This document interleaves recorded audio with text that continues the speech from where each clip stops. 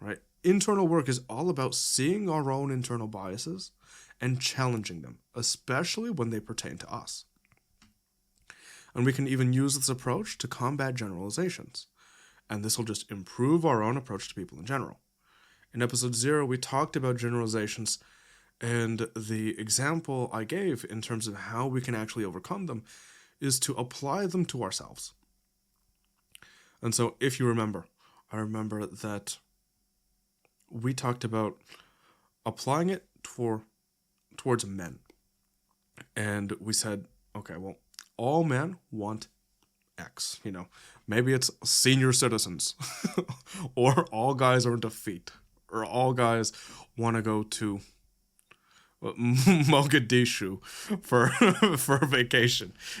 All these really, really crazy claims. And when we see how they could be applied even towards us, it just falls apart with how silly it is. And this is essentially what the internal work amounts to, right? It's taking a step back, thinking about things, challenging our own preconceived notions about the world and ourselves, and then just living and trying to capture these new perspectives. If you have nagging feelings at the back of your mind, limiting beliefs about yourself, insecurities, this is essentially how we overcome them. Because then we start to understand what's going on. Maybe we even start to understand where they came from. And we start to see through all that garbage, and we see things for what they are. And we see that all those beliefs that we held about ourselves might not actually even apply. Because these are categories or labels that we put on ourselves from when we were small or didn't know any better, usually when we were younger. And we take those beliefs with us into our later years, and we just kind of assume them to be true. But we never had the opportunity to reflect or to really question them, and we just kind of ran with it. And this could be really, really debilitating, depending on what the belief is. I think of it as if it's a cage with really, really big spaces between the bars. And we just walked right in, but we never walked out, even though it's very, very easy for us to. These bars are the limiting beliefs. And it's very, very difficult because even though they are easy to overcome, we just have to do a little bit of introspection and reflection. We never actually do it because we just held them to be true and we didn't actually take a look to see the big space between the bars. So when we do start to reflect on these things, it does have crazy impacts on your self-esteem. And that's exactly what happened to me. You'll start to respect yourself a little more, right? You will start to treat yourself a little better. You won't tolerate disrespect. You won't be as stressed out because then you won't think that everything rides on you, or that if you make a mistake, then everything's going to go to shit. And of course, it will just confirm all the terrible things that you think about yourself. And this is commonly the case with people pleasers, for example. They think that they have to do all these different things and jump through all these hoops in order for people to like them or to put up with them, right? Chances are that kind of behavior is rooted in a very, very low self-esteem. And when we do that kind of introspection and we see things for what they are, a lot of the time we realize that we aren't as bad as we thought we were, right? And so we get more confident. So then that starts to manifest in your life.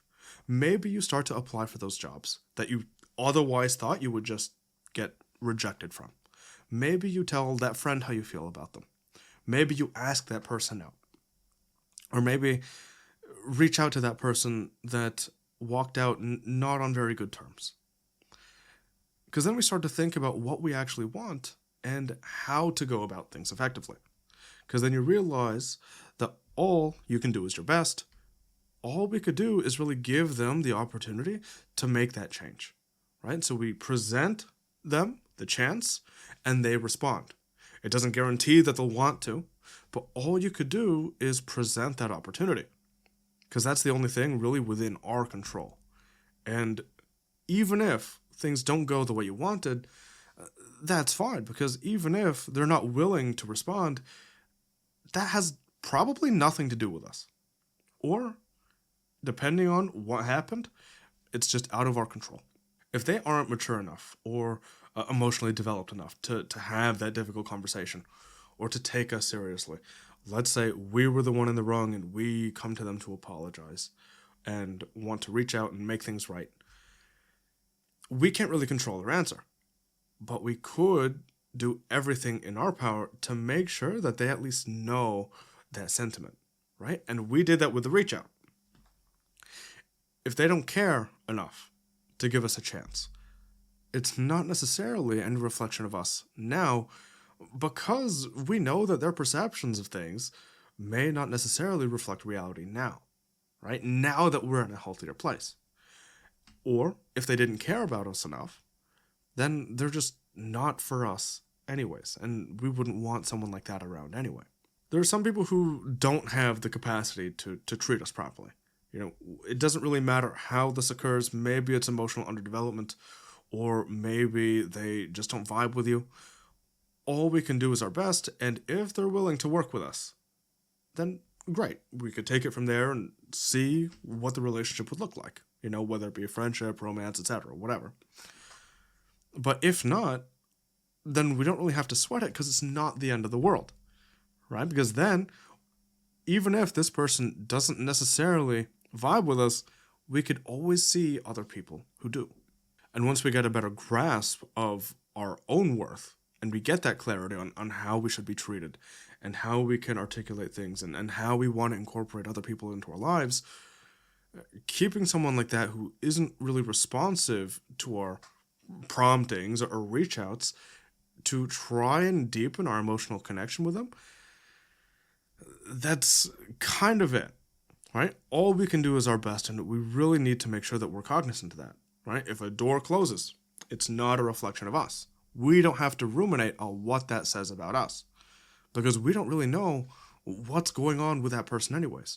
We don't know if there are barriers to entry for them. Maybe they have trust issues themselves that they're not comfortable with sharing with you, or they don't know how to articulate themselves effectively enough. We can't really take those things seriously, and we have to take things at face value, because all we could do is articulate clearly our intent and how we want things to go. And that's really it.